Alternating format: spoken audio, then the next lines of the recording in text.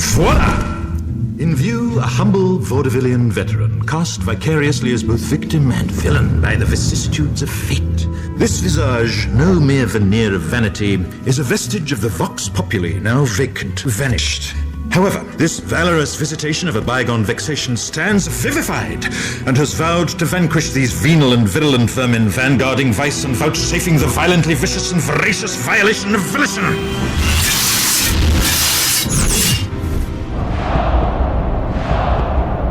The only verdict is vengeance, a vendetta, held as a votive, not in vain, for the value and veracity of such shall one day vindicate the vigilant and the virtuous. Verily, this vicious swirls of verbiage veers most verbose, so let me simply add that it's my very good honor to meet you, and you may call me V. Are you like a crazy person? Good morning and welcome again to the Regular Guy Vikings Hour, and thank you for visiting the channel. As always, we are talking football, and so it is Sunday morning, and so I'm putting out my weekly picks, and we'll go over my power rankings, and we'll go over my quarterback rankings. I'm going to kind of change what I did last week, where I'm going through each one of them one by one. I'm going to kind of, as I go through each game, I'm going to kind of bounce around a little bit. So let's go ahead and get into that. Let's pull over the spreadsheet that I'm looking at here. All right, and so these are my picks this week.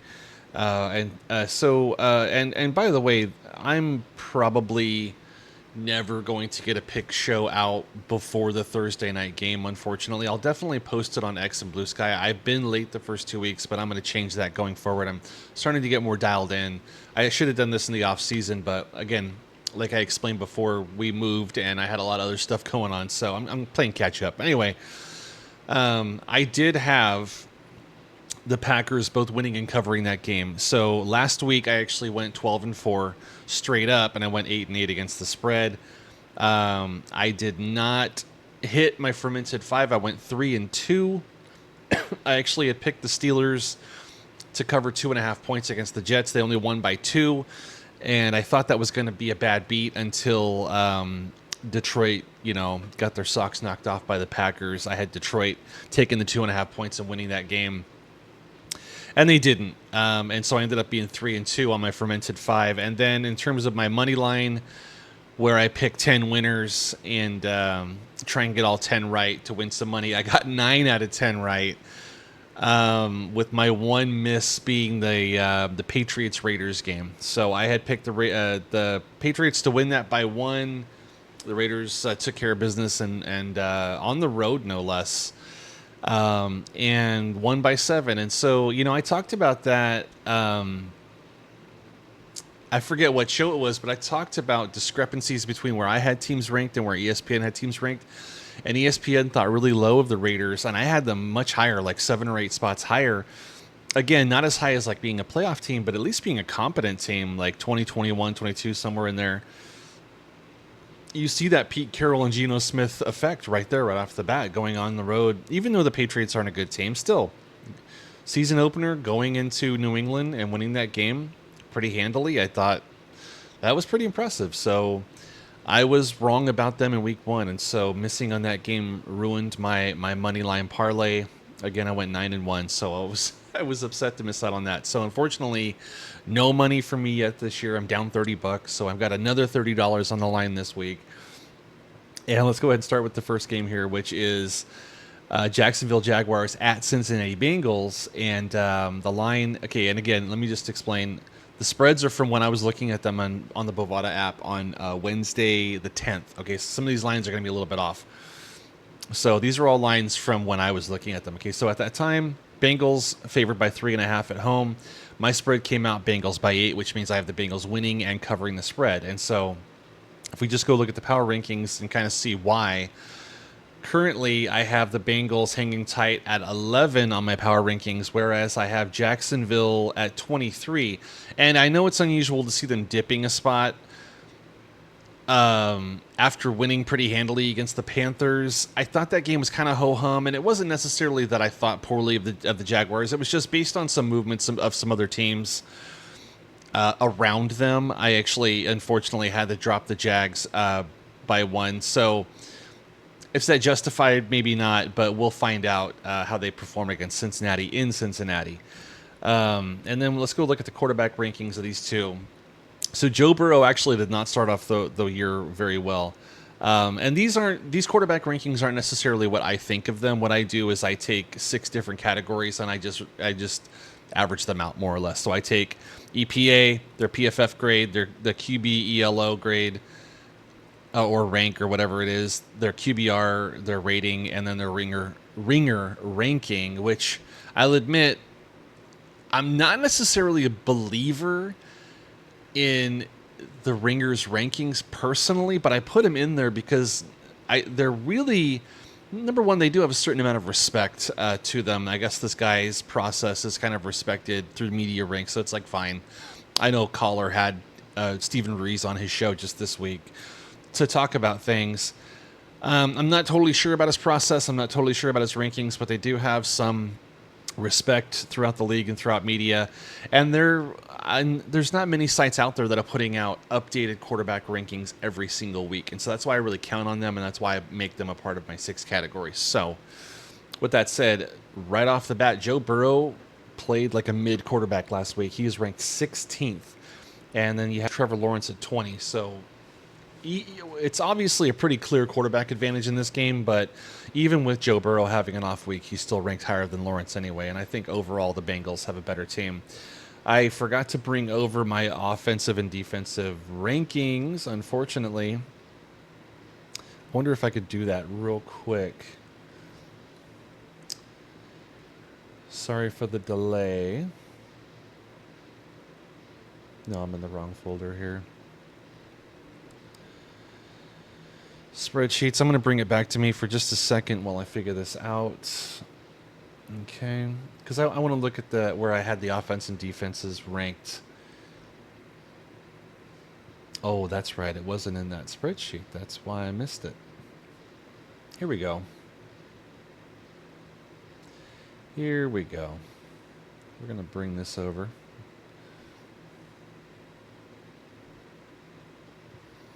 Okay. Close that out. And now we're going to transition it back. Okay, we're back to the spreadsheet here. Sorry about the delay there.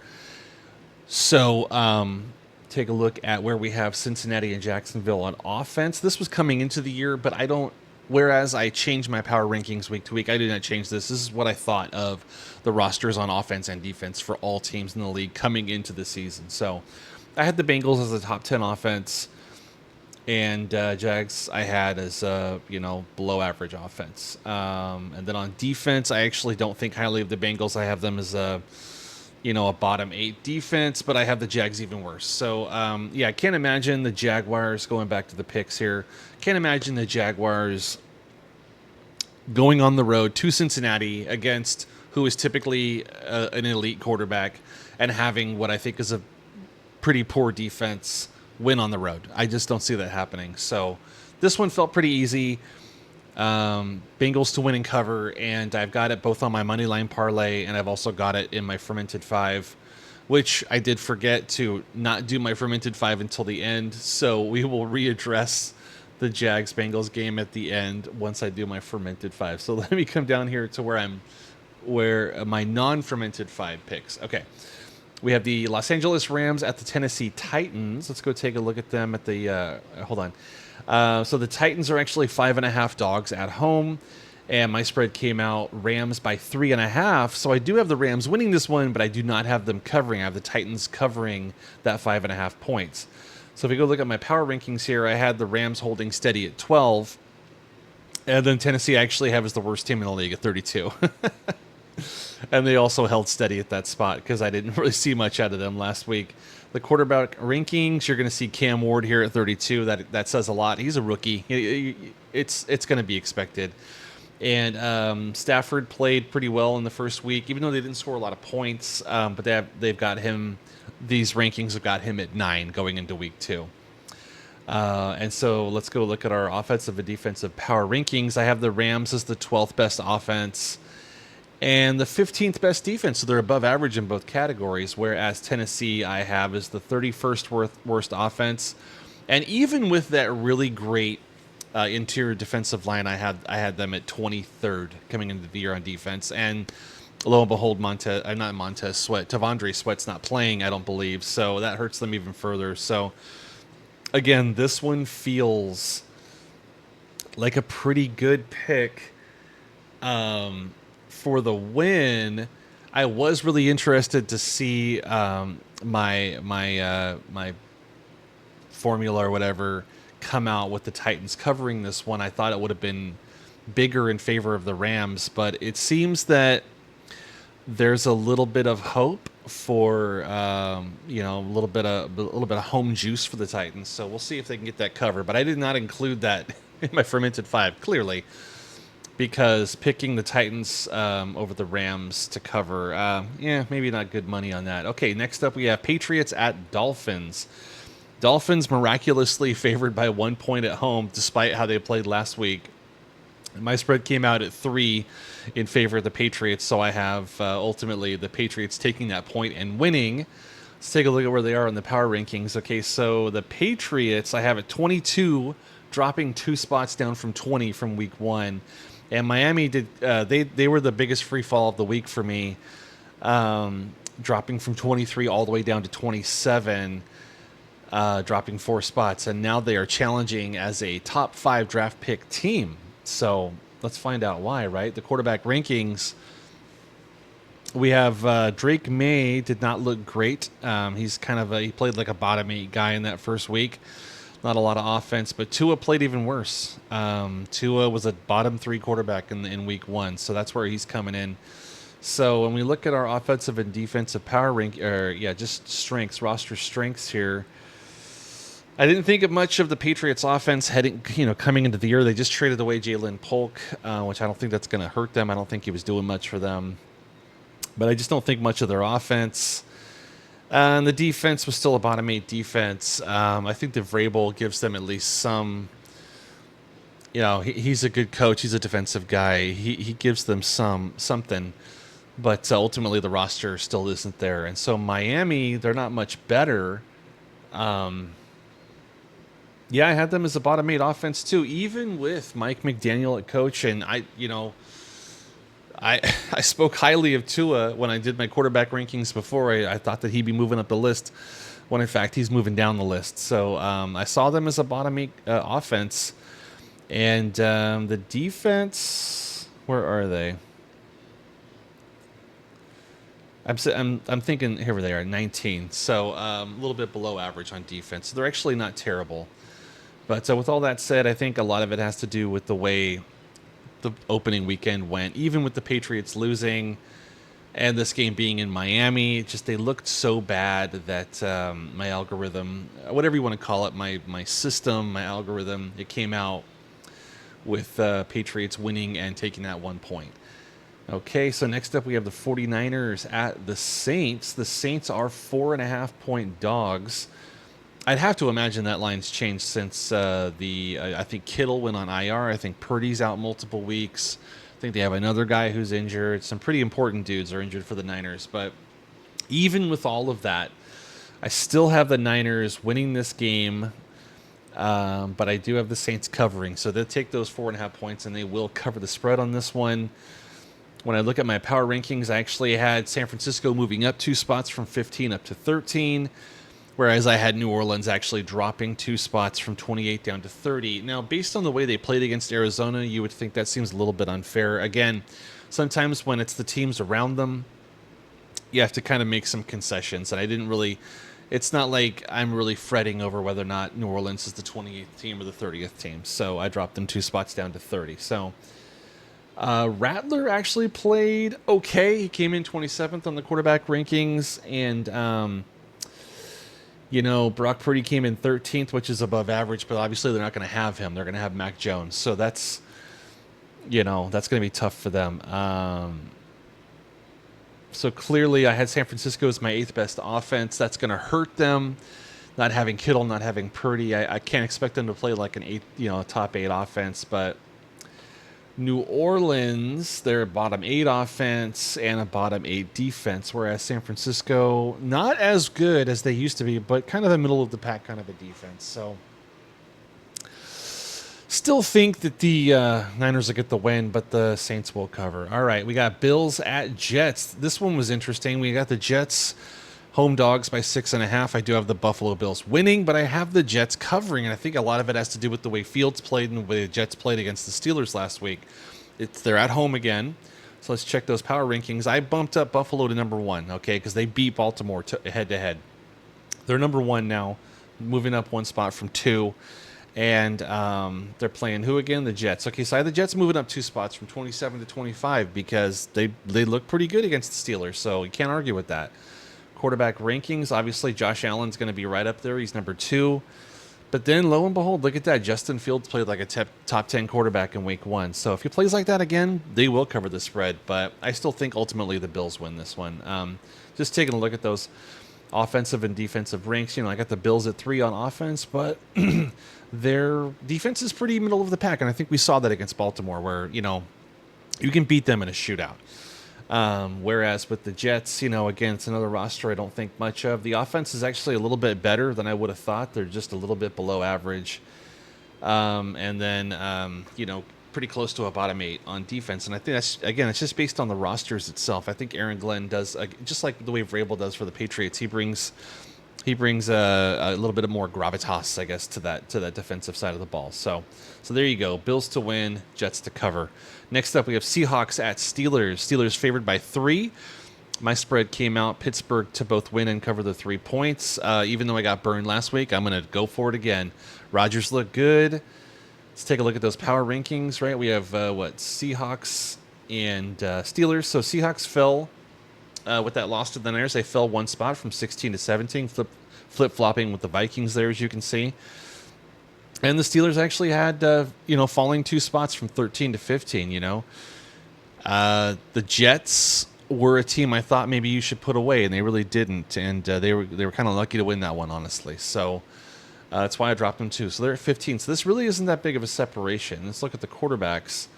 Seahawks, Sam Darnold, they didn't think much of. They had him as a below-average quarterback going into week 2. And they really liked, I would say they really liked Rodgers' first week, but they thought it was above average. I mean, the 4 touchdowns, I think that's kind of one of those misleading box scores. But 12 is still pretty good, and I think that's where the Steelers are hoping he kind of lands this year in terms of his play. We'll see if that continues. Coming into the year, where did I have the Steelers? A little bit of a below, kind of in the mid-range, below average, kind of on offense. But then on defense, I had them ranked 4th. So I think highly of the defense, and I know that's going to cause problems for Sam Darnold. So that's a big reason why I have them both winning and covering. So like Seattle, for instance, and I actually kind of like Seattle's defense. I mean, I have them 11th. But the offense, I had them kind of middle of the pack. So again, these teams are ranked relatively close just in terms of roster strengths and, but I think where in the power rankings, but I think where Pittsburgh gains their edge is probably the quarterback play and also the coaching. So anyway, coming back over here, we've got Seattle, Pittsburgh. Once again, Pittsburgh winning and covering. Okay, so then we have the Browns at the Ravens. This is a huge spread. We've got the Ravens at home, favored by 12. I've got the Ravens winning, but I do have the Browns covering that 12.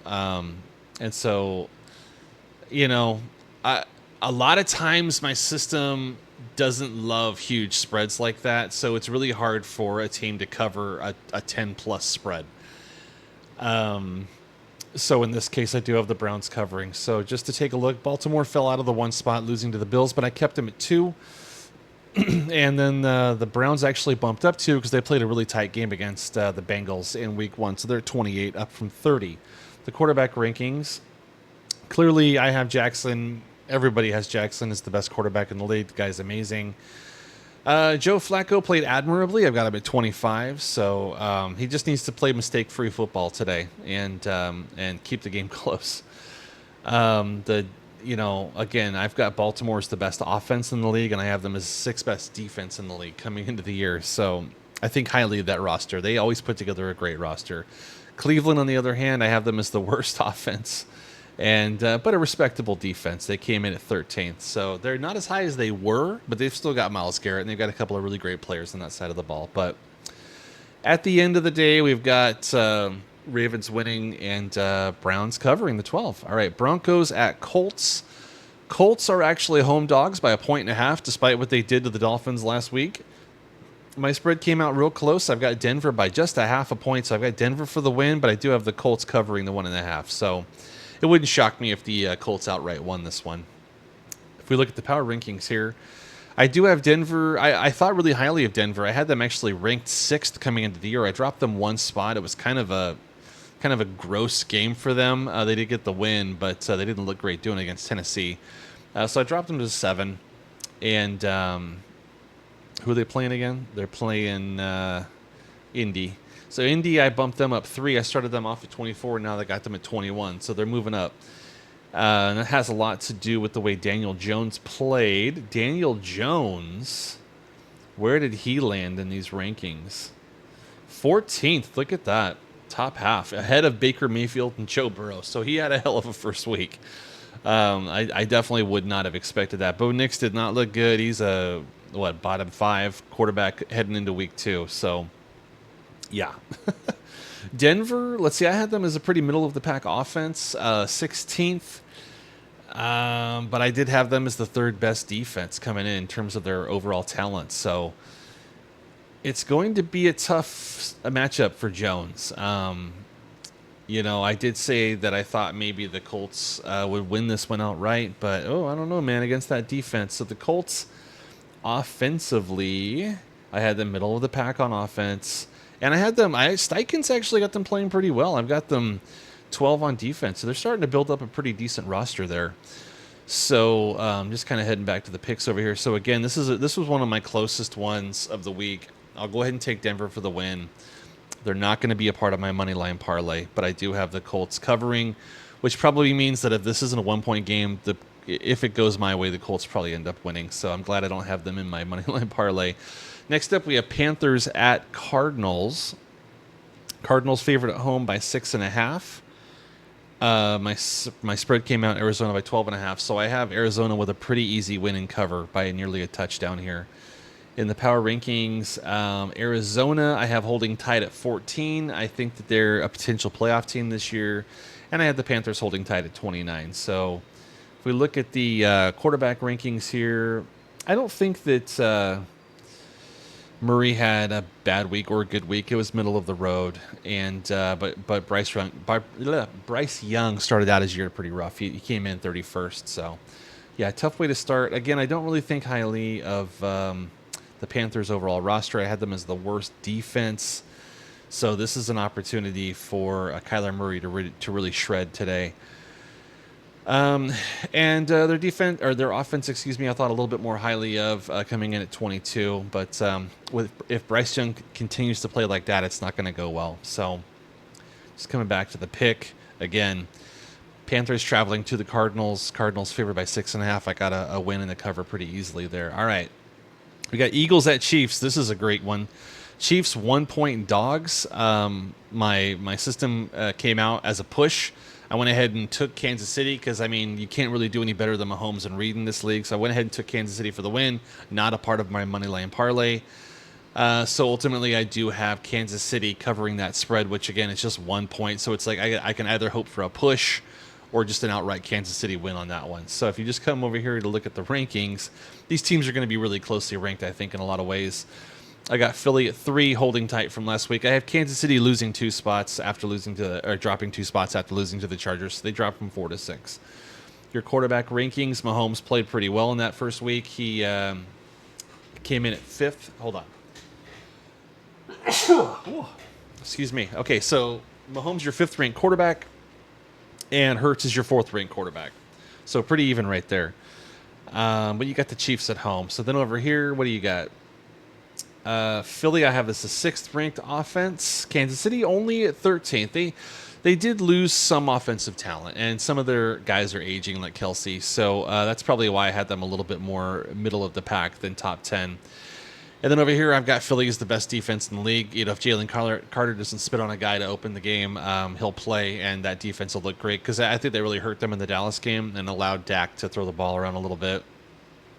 And Kansas City, I've got as a top 10 defense as well. So, I've got Philly's roster stronger than Kansas City's, but Kansas City's still up there. They're still top 10 or close to it.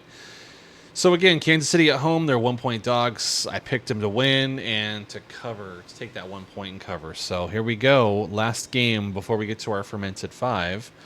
Falcons at Vikings. Vikings home favorites by 4.5. I have the Vikings winning this one by a touchdown, so they're going to win and cover.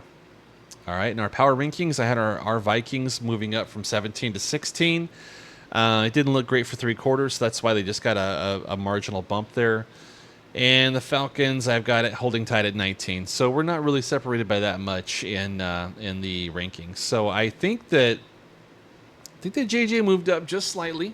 Even with the way that game started out, he moved up just slightly. I think he started out the year like around 30 or something. Well, he's at 26 now. So starting to gain a little bit more respect. Not from the ringer, but from everyone else.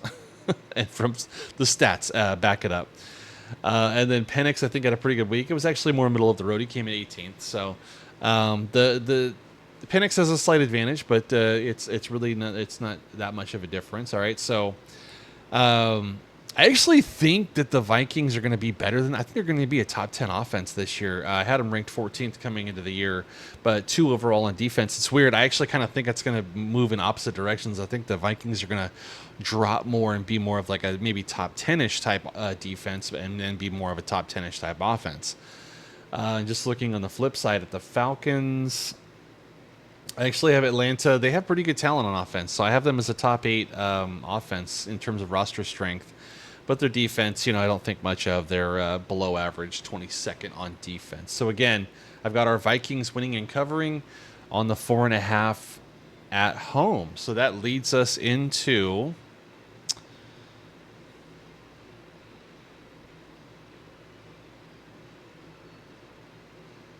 all right, hold on. We got to transition it. There we go. Fermented Five. All right, so we're into the Fermented Five now. So I talked at length already, as you might have already seen, about the Jaguars and Bengals. I've got the Bengals both winning and covering. Next up, we have the Giants at the Cowboys. So the Cowboys are 6-point favorites at home.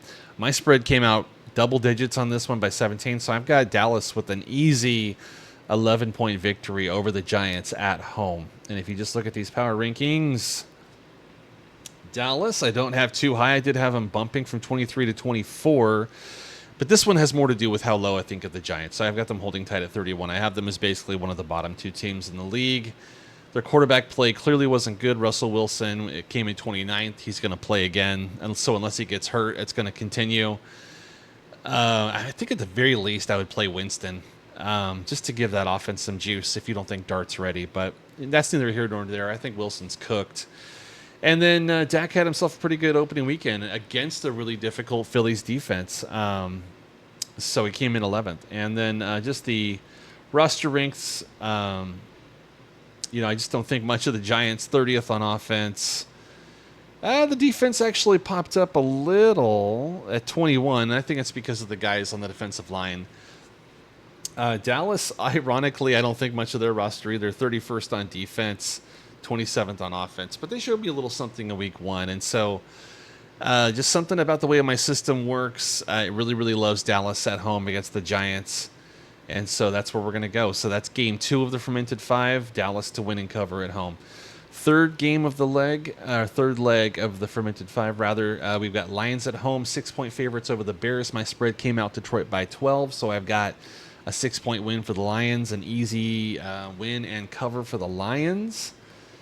In terms of the power rankings, I did have Detroit as a big dropper. I dropped them from 5 to 8, clearly based on the way they looked against Green Bay. And then Chicago held steady at 26. I didn't really think much of them coming in. They actually showed me a little bit more than what I was expecting. I mean, it was a pretty amped up environment at Soldier Field, but either way, we're going to hold tight. We're going to wait and see on Chicago. So quarterback rankings, I think Caleb played pretty well. He came in 21st. A little bit, they consider him kind of below average for the league, but he showed a little something in that game, mostly with his legs, though. And then Jared Goff actually did not start off his year very well. He came in at 19, so just a smidge above Caleb. So there you go. So here's why I still am a believer in Detroit, is because, yes, I know they lost a couple guys on their interior offensive line, and that's really going to hurt their running game. But I think we're seeing that the Green Bay defense is actually a lot better than maybe people assumed. I had them 9th in my preseason rankings. They might be even a little bit better than that. But when it comes to Detroit, I have them with the 2nd best roster in the NFL on offense and the 7th best on defense. So this is why I'm still a believer in Detroit. So in addition to losing the guys on the offensive line, they lost both coordinators. And it's hard to sustain, especially for a roster that's, not a roster, but a team that's not really used to sustained levels of success for a long period of time, like the Lions. I mean, they're going into like year, I think, 3 or 4 now of like having these high expectations. And that can certainly wear on a team. So I understand where people are coming from in terms of like, oh, Detroit's going to fall off. I don't really see it that way. I think this roster is way too good to fall off to such a degree. I still see them winning the division. And so at the end of the day, I see them kind of getting back on track with a blowout win against the Bears. All right, game 4, leg 4 of my Fermented Five. We have Bucks at Texans. Texans are favored by 2.5 at home. I can't believe it. I can't believe I'm getting 2.5 points for the Bucks. I'm going to take these 2.5 so quickly. I have the Bucks by 6, so give me the 2.5. Tack on another 6. I've got the Bucks winning this by 8 or 9 points. I do not think much of the Texans. If they win more than 7 or 8 games this year, I'd be surprised. So let's take a look at where they are in the power rankings. I've got the Bucks holding steady at 9. Yeah, the win didn't look that impressive, but I'm telling you, Atlanta's spry. So they had to go into Atlanta's house, I think. Baker started off slow, but ended the game hot. That's a good team. That's a top 10 team. That's a playoff team. Like, stop underestimating the Bucks. So, and then I have Houston at 18. So that's about right for them. Quarterback rankings. Where was Stroud? 23rd. Yet again, playing like that. I mean, his first year was great. Don't get me wrong, but since then, it hasn't looked good. And Baker came in 15, so he played pretty mid. It was kind of a J.J. McCarthy kind of a game where not great early, much better late. Came in kind of middle of the pack. I think highly of Tampa's offense. They have a lot of talent. I had a number 4. And on defense, they're a little bit below average at 20. Houston, 23rd on offense, but this is where people really love them. 5th on defense. I can't disagree with that. I can't argue with the talent that they have on defense. But ultimately, I really love the Bucs offense in this one. They're going to take those 2.5 points. They're going to win outright. Okay, and then finally, the last game of the Fermented Five is the Chargers at the Raiders. The Raiders are only 3-point dogs at home. I think that Pete Carroll and Geno Smith respect is coming through, even with a really impressive win by the Chargers against the Chiefs in Brazil, I believe. But I've got the Chargers by 8, so the Chargers are going to win, and they're going to cover this fairly easily, so by 5 points. So just our last look at the power rankings. We have the Chargers moving up 2 spots to 5 out of 7. So I got them as a top 5 team right now. The top 5 is looking interesting. You've got 3, like your 3 big bullies at the top, right, that never seem to budge: Buffalo, Baltimore, Philadelphia. But then you've got some newcomers. You've got Green Bay. You've got the Chargers. You've got the Broncos, the Bucks. Kind of filling out that top 10, and so the league is looking really interesting this year. And then just the other team, the Raiders, I had them popping up just a little. I had them going from 21 to 20. I loved that nice little win against the Patriots for them. And then if you come over here and look at the quarterback rankings, you have Herbert at 3. He played great in week 1, but then look at Geno coming in 7th. Really impressive week from him. And then finally, just looking at those ranks, I think here's where you kind of separate the Chargers from the Raiders. I've got the Raiders 28th offense, 29th defense. Don't really love the roster on the other side of the ball, whereas the Chargers got them as the 8th best defense and kind of the middle of the pack offense. But they actually, if Herbert's going to play like that, he's going to rise them up, those rankings, throughout the course of the year. So there's your Fermented Five. So I think we did it, guys. We did our picks. I've already posted them on BlueSky and X or Twitter, whatever you want to call it. We got a good look at the power rankings and the quarterback rankings and all that good stuff. So football's coming up here in just a couple of hours. And as we always say, play vicious and be victorious. Peace. Thanks for watching the Regular Guy Vikings Hour. If you enjoyed this video, please interact with my content, such as liking, subscribing, or even commenting. And when you're done with that, come say hello to me over on my social media platforms. Thanks.